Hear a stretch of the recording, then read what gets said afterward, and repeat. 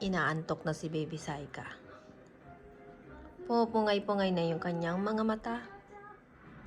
Ayan guys. Tingnan natin ang kanyang mata.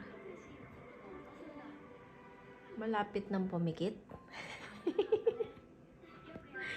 Inaantok na. Ayan, matulog ka na at ikaw ay hindi natulog ng tanghali. Umipikit na ang mata. Ayan, pumikit na nga yata. Bumigay na. Ayan anak. Alas 6 pa lang. Tingnan nyo guys. Alas 6 pa lang oh. 6:39 pa lang.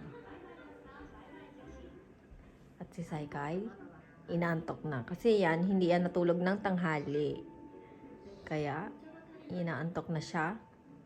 Kumain na rin kami. Yan yung kanyang pagkain. Simple lang niluto ko. Ano lang, adobong karni. Matutulog na. Nakanganga pa yata. Ayan.